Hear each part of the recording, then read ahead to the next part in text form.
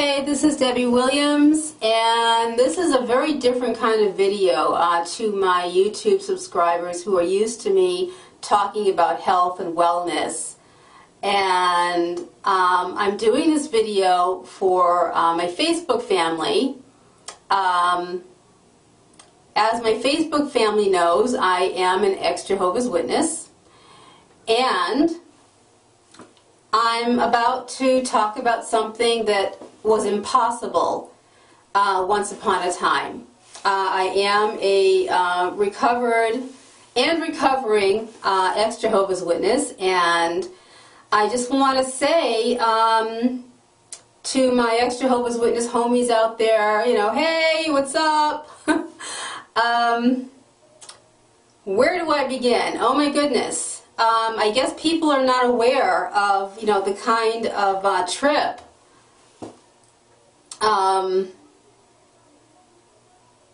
being an ex-Jehovah's Witness is, because, you know, first of all, you know, when you leave or you get kicked out, and that is, you know, you don't have to do anything horrendous to get kicked out. You can, you know, get caught smoking a cigarette or something and you're out.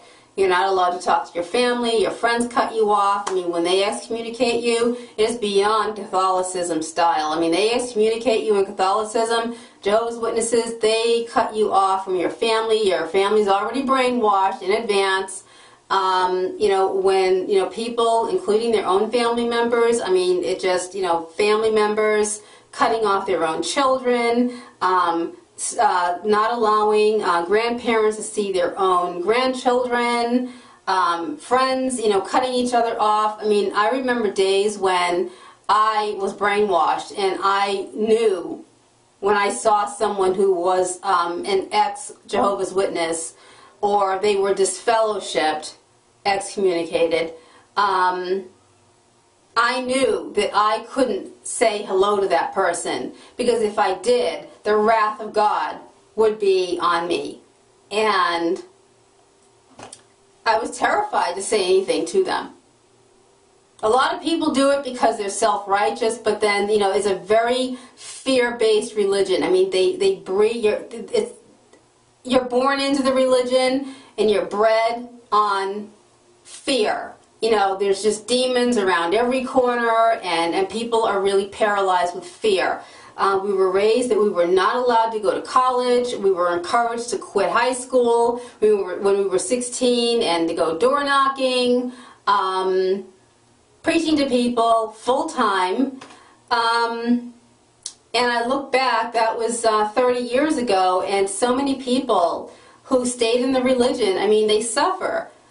Economically, they suffer. I mean, if they didn't join the religion, you know, with money or with property or with some kind of resources, a lot of them end up on welfare. I mean, it's just the depression, you know, the sadness, the misery. I mean, they'll put on a smile after they knock on your door when they're trying to convince you.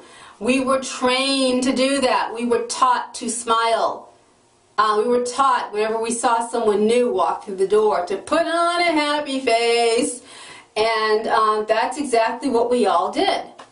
But happy, no, we were miserable, we were ill emotionally, oftentimes physically, and so many people wasted their years and their lives in that religion, you know, proselytizing, slaving for the religion, only to end up, you know, just old and abandoned. You know, Jehovah's Witnesses spend a lot of time trashing the Catholic Church, but then when they get old, they don't even take care of their own. The leaders don't. And ex-Jehovah's Witnesses, I mean, Jehovah's Witnesses end up in Catholic nursing homes, being nursed by the people who they spent years, you know, hating.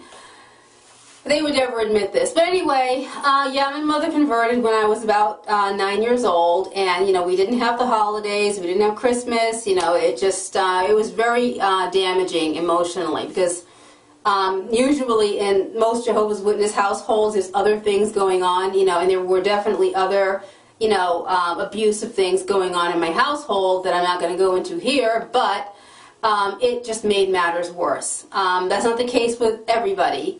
You know, some people it was just the religion, but, you know, so many of us But anyway, to those of you who are ex-Jehovah's Witnesses and, you know, you're trying to move on, or those of you who are still in the closet because you have to be, you know, for those of you who don't know what I mean out there, for a Jehovah's Witness to be in the closet, well, they could be gay, but what I'm talking about is they have to live a lie.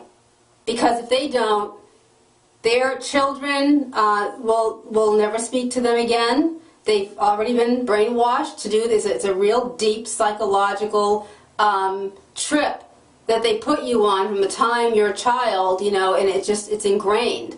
They're terrified that if they speak to people who are excommunicated, you know, disfellowshipped, you know, excommunicated, but it's called disfellowshipped in that religion.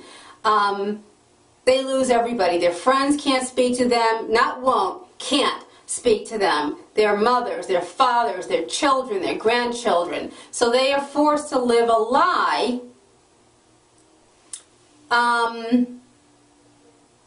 in order to get through life. And this message, I could never do a video like this before, because the fear was so bad and the healing process hadn't happened enough from that experience for me to even stand here and do this video today.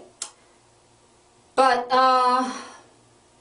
let's see, I remember an experience when my own mother, she came to my local Kingdom Hall, that's our church, and she was standing at the other side of the Kingdom Hall church, again, and we both knew that if she spoke to me, if she said anything to me, just a simple hello to her own child, that she was absolutely at risk for the same punishment I was enduring, being a disfellowshipped person. How did I get disfellowshipped? Did I blow up a building? Did I murder somebody? What did I do? I was disfellowshipped for, what did they call it? Anyway, I wrote them a letter confessing that I had sex with my fiance, who, you know, is now my ex-husband. And I got disfellowshipped for that. So anyway, my message to you, those of you who are on the fence, those of you who are, you know, living the double life, those of you who are already out but you're suffering, please go to the Facebook Ex-Jehovah's Witness 3 recovery group. You're going to find different people. Some of us, you know, become atheists. I used to be. Some are, you know, become evangelicals. Others become agnostic. They believe there's a higher power, but they just, you know, don't deal with religion, and they don't claim to have all the answers. Be prepared to be attacked by evangelicals, because they, you know, don't understand the whole psychological thing, and they will try to convert you and beat you over the head, and it just, you know, they don't understand, you know, what we've been through. So, you know, be prepared for that. Because this is on YouTube, I'm probably going to have a lot of religious nuts and whatnot come to my page. I might disable the comments. I don't know. Maybe, I don't know what to do. But anyway, I really did this, you know, for my ex-Jehovah's Witness brethren, for, you know, again, I'm saying it again, the people who are, you know, on the fence, and, you know, those living a double life. You know, there is hope. You don't even know the kind of emotional insanity I went through over the years as a result of being raised in this abusive, fear-based religion. And I'm here to tell you that, you know, it was through my higher power that I was able to even do this video. You know, God does exist beyond religion.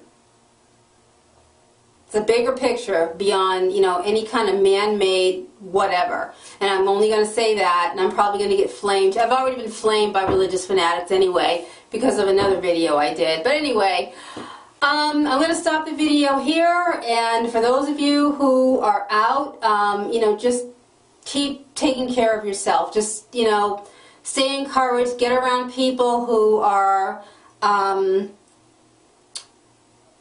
you know, we're the only ones who understand each other, and you guys already know that. So, you know, just get around us and, you know, work through your stuff. And that's all I have to say. This is Debbie Williams signing off. You have a wonderful day, and please don't give up hope. I know it's a really difficult thing, you know, if those of you who are living and you can't even see your own grandchildren, your children have stopped talking to you. And I mean, it's a horrible, horrible thing to have to go through. The rest of the world has no clue. But, you know, I really don't know what to say. My mother is speaking to me. You know, she is technically still a Jehovah's Witness, but she doesn't live a life of as a Jehovah's Witness. She celebrates the holidays and all that stuff. But definitely get with the group. And, you know, you will be heard by people who know what it's like and who understand. And with that, I'm finally definitely going to stop the video. And again, you have a great day. Bye-bye.